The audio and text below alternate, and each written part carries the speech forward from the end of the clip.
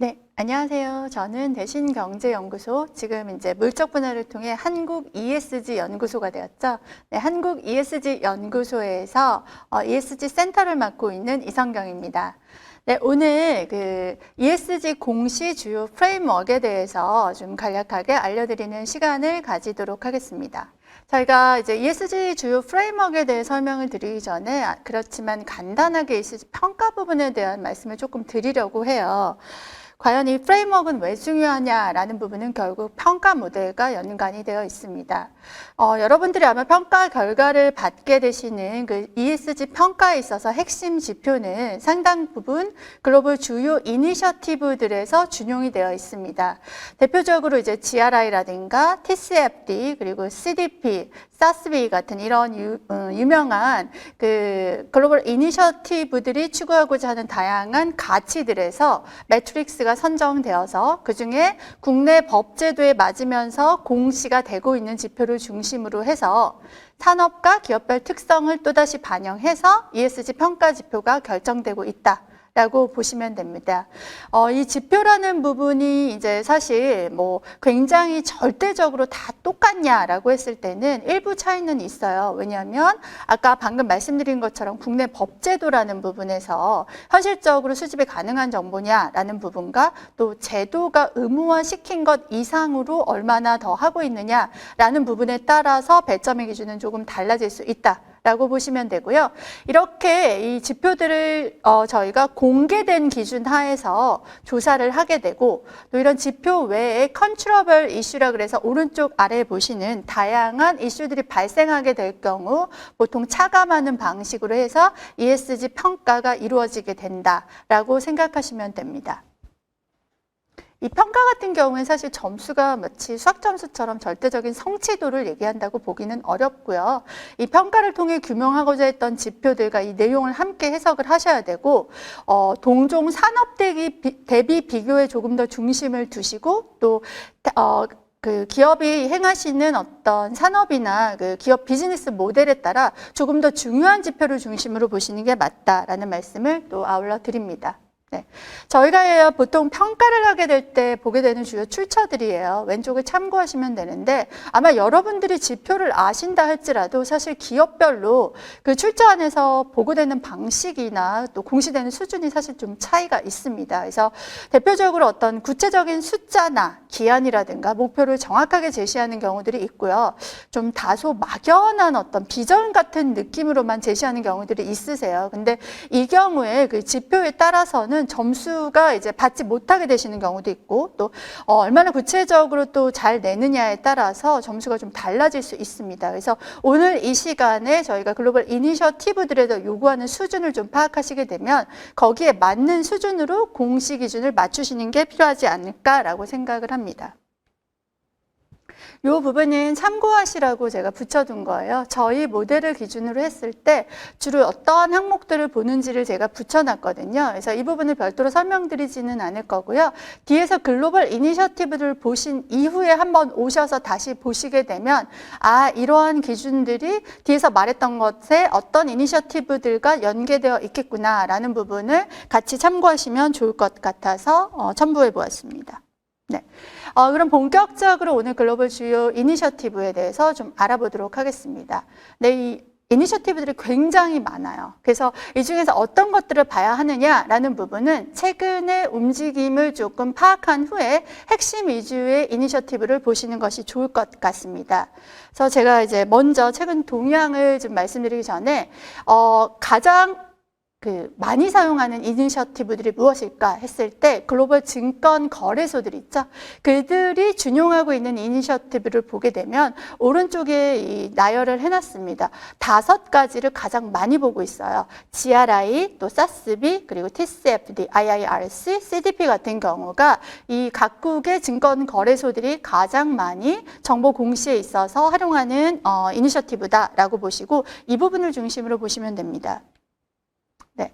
2018년 11월부터예요. 이제 다양하게 지표가 너무 많으면 다들 지키시기가 어렵죠. 그래서 그 이니셔티브들 사이에서도 표준화가 좀 필요하다라는 얘기들이 이미 진행이 되어 왔습니다. 그래서 2020년 9월이죠. GRI와 SASB 그리고 CDSB, IIRC, CDP 앞에서 봤던 것들은 계속 겹쳐지고 있어요. 이렇게 5개 기관이 우리가 좀 비재무 정보, 즉 지속가능 정보에 대한 글로벌 표준을 좀 만들어 보자라는 데 합의를 했습니다. 아울러 이제 작년 11월인데요. 가장 대표적인 기관 중에 2군데죠. IIRC와 SASB가 합병을 발표해서 이제 양사는 이제 같은 Value Reporting Foundation이 되었다라고 보시면 됩니다. 그렇기 때문에 조금 더 이제 둘 사이의 기준도 맞춰질 거다라고 보시면 되고요. 이제 아래쪽에 보시면 오른쪽에 이제 UN 글로벌 컴팩트라든가 이제 UN SDGs 같은 경우 아마 많이들 들어보셨을 거예요. 결국 이니셔티브들 자체가 오른쪽에 보시고 계시는 UN의 그런 가치들을 반영을 해서 지표화가 되고 또 매트릭스를 제시하고 있다라고 보시면 됩니다. 최근 들어서는 단순히 이 비재무 정보 사이의 지표를 만드는 수준뿐 아니라 거의 회계 정보에 준하는 어떤 기준 수립이 필요하다는 논의들로 한 단계 더 발전했다고 보셔야 돼요. 그래서 2020년 9월이죠. 세계 경제 포럼에서 지금 타대 회계법인을 중심으로 해서 어떤 그 별도의 이해관계자 자본주의 지표라는 회계 정보에 준한 어떤 지표들을 발표를 했습니다. 근데 이게 완전히 새로운 지표냐라고 했을 때 그렇지는 않고요. 여기서 발표한 내용도 GRI의 표준이라든가 SASB를 준용해서 그 중에서 21가지 핵심은 이것이다 라는 부분, 그리고 34가지 정도를 확장하면 이것쯤 되겠다라는 것들을 발표했기 때문에 이 부분은 다 자료가 공개되어 있어서 아마 또 좀 궁금하신 분들은 참고하시면 될 것 같고요.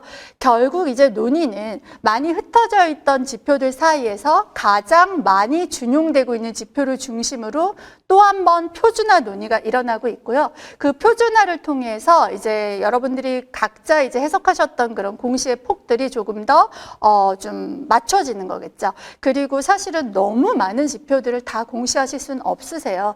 이니셔티브들이 요구하는 걸 다 맞추면 사실 기업 입장에서 버든이 너무 커지겠죠. 그래서 그런 부분들이 실제로 산업별 또 기업의 특성별로 좀 더 파이낸셜리 중요한 부분을 중심으로 축약이 될 거다라고 보시면 됩니다. 그래서 결국에 이 많은 이니셔티브들이 이 정보를 요구하는 데 있어서 원칙으로 삼는 것들이 조금씩 다르게 표현이 되지만 제가 이제 몇 가지를 뽑았을 때 참고를 하시면 되는데요. 첫 번째가 결국에 중요하니 중대성입니다. 파이낸셜리 머티리얼이라는 것을 중심으로 해서 이제 좀 이야기가 되어야 된다라는 부분이고요. 두 번째는 신뢰성이죠. 그래서 얼마나 데이터를 믿을 수 있느냐라는 부분이 중요하고, 또한 이러한 데이터는 명확하게 표현되어야 합니다. 아주 분명하고 이해할 수 있는 상태로. 사실 읽었는데 무슨 말인지 모르겠고 뭔가 많이 썼는데 정확하게 뭘 얘기하는 건지 모른다. 이러면 좋은 정보가 아니라는 거죠. 그리고 또 하나 또 비교 가능성, 일관성. 결국에 ESG 평가는 어떤 상대적인 부분이나 또는 트렌드가 굉장히 중요해요. 그래서 산업 간 그리고 기업 간 통일된 기준에 따라 어느 정도 비교가 가능해야 하며 한 기업의 어떤 트렌드를 트래킹할 수 있도록 시계열간 비교의 가능성도 중요하다라고 말씀을 드립니다.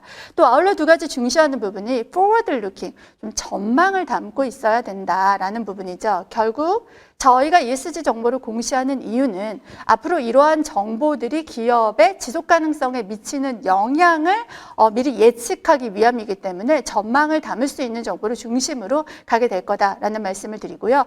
아울러 이제 이러한 것들을 지켜서 내셨을 때 검증이 가능해야 된다는 거죠.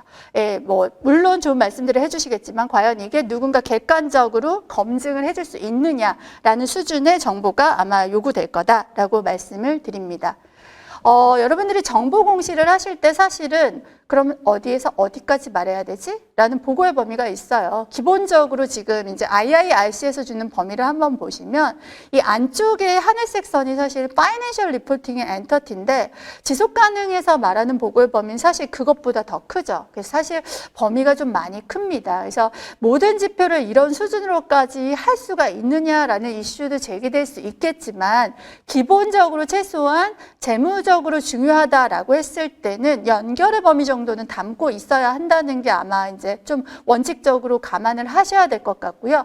기업마다 이런 부분에 대해서는 조금 준비를 하시고 판단을 하실 필요가 있습니다.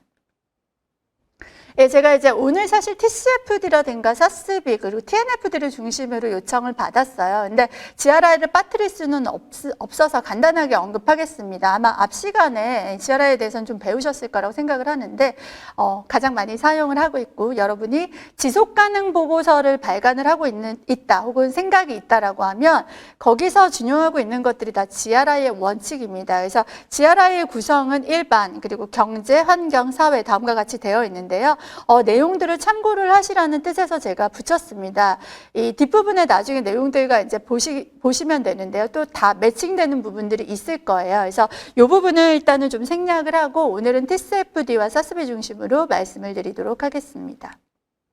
네, TCFD 최근 들어서 가장 많이 들으셨을 거예요. 그래서 이 TCFD는 사실은 G20 정상이 금융안정위원회에 이런 거 필요해요 라고 요청을 하면서 설립이 된 부분입니다. 그래서 사실 2017년 6월에 최종 권고안과 함께 지침이 발표가 되었죠. 그래서 지금 나오고 있는 가장 많은 환경정보 공시들이 TCFD가 요구하는 것들을 담고 있고요. 최근에 6월 G7 회담에서도 이 TCFD 권고에 따른 기후보고 자체를 의무화하겠다는 얘기까지 들어갔기 때문에 사실은 기후변화하고 관련된 부분을 준비하는 데 있어서 가장 핵심적인 이니셔티브입니다.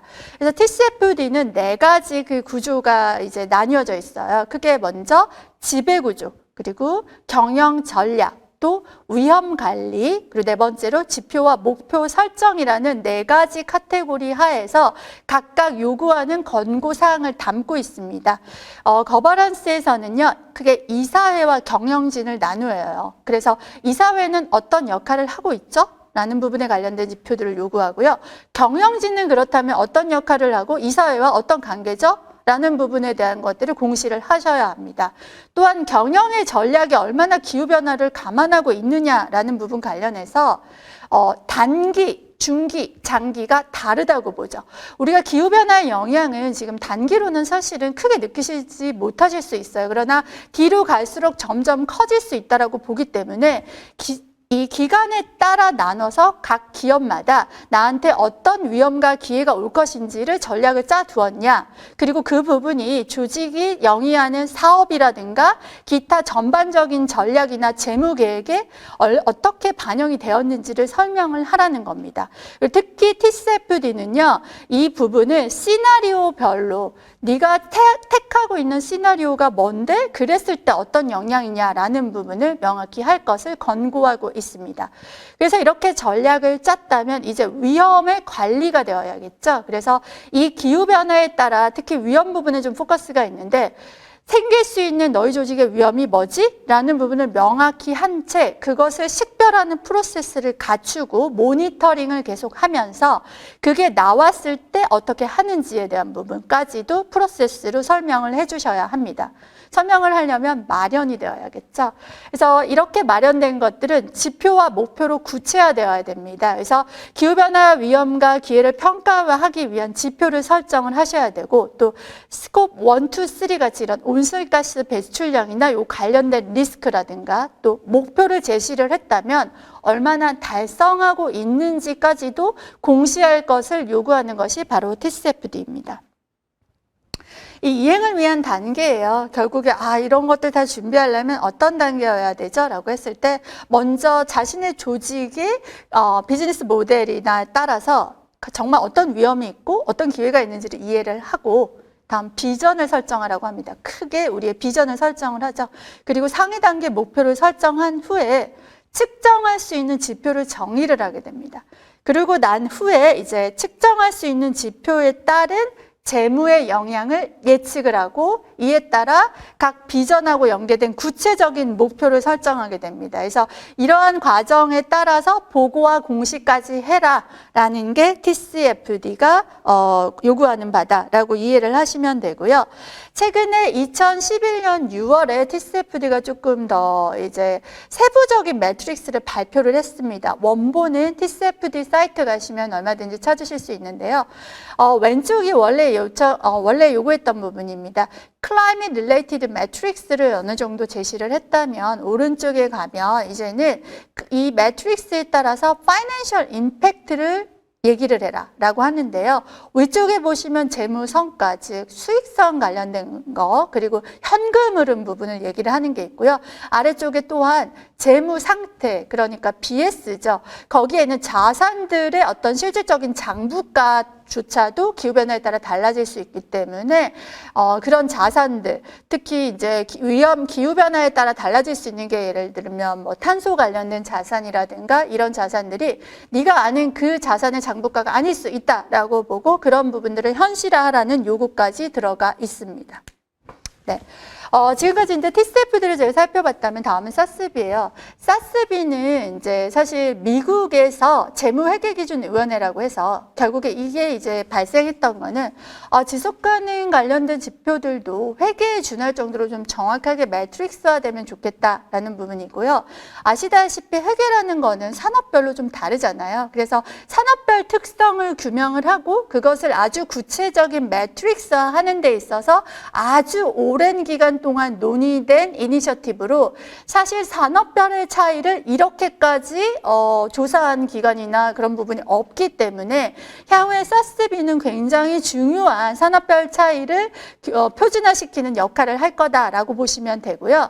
11개 산업에서 77개 세부 산업을 가지고 77개 기준으로 각각 무엇이 더 중요하다라는 부분을 보여줘요. 근데 기본적인 프레임워크는 이렇게 보시면 환경, 사회적 자본, 인적 자본, 비즈니스 모델과 혁신, 리더십 지배구조. 사실 제가 이렇게 임의로 환경사회 거버넌스로 조금 쓰긴 했지만 실질적으로는 이런 ESG라기보다는 5개의 단계에 따라 구분을 해서 중요한 이슈들을 규명을 하고요.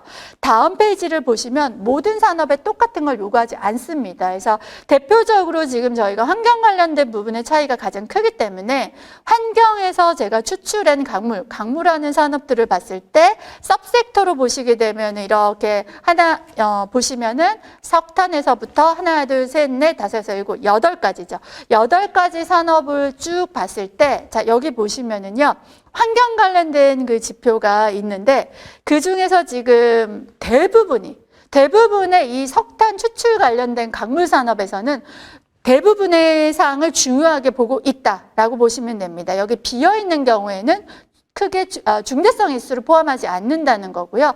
아래 사회자본 보시면은요, 석탄 운영업에서 인권 및 지역사회 관계를 중시하고 또 금속 강업이나 이런 데서 일부 인권 및 지역사회 관계를 중시하나 나머지 정보보안, 프라이버시, 고객복지, 제품 안전 이런 부분은 중요시하는 이슈가 아니다라는 거죠.